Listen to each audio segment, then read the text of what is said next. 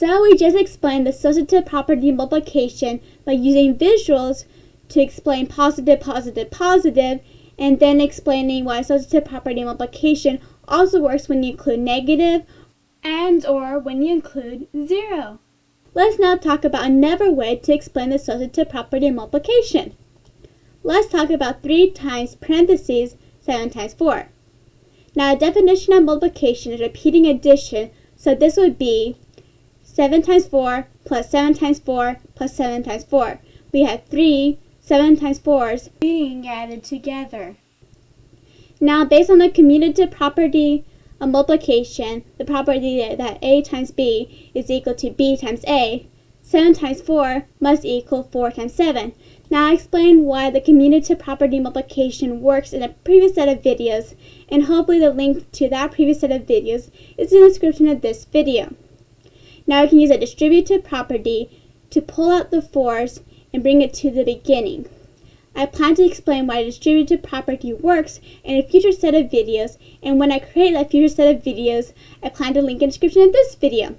Now we have 7 plus 7 plus 7, so that's repeating addition. We have 3 7s being added together, and so that is 3 times 7. Now the commutative property of multiplication states that a times b is equal to b times a, so 4 times parentheses 3 times 7 is equal to 3 times 7, and that in parentheses, and that times 4. Therefore, 3 times parentheses 7 times 4 is equal to parentheses 3 times 7, and that times 4.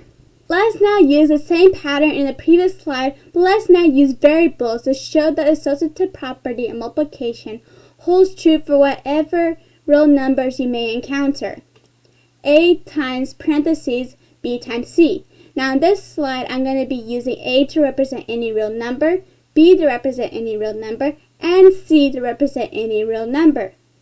Based on the definition of multiplication, which is repeating addition, this is equal to b times c plus b times c plus b times c plus b times c, and so on until we end up with a, b times c's being added together. Based on the commutative property of multiplication, b times c is equal to c times b. Now we can use the distributive property and take out the c's for each of these, and we get c times b plus b plus b plus b, and we end up with a, b's being added together. And so that would be a times b.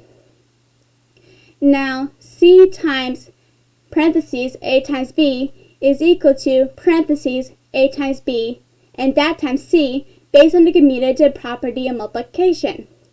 So that means that a times parentheses b times c is equal to parentheses a times b, and that times c. So the associative property is true for whatever real numbers we may encounter.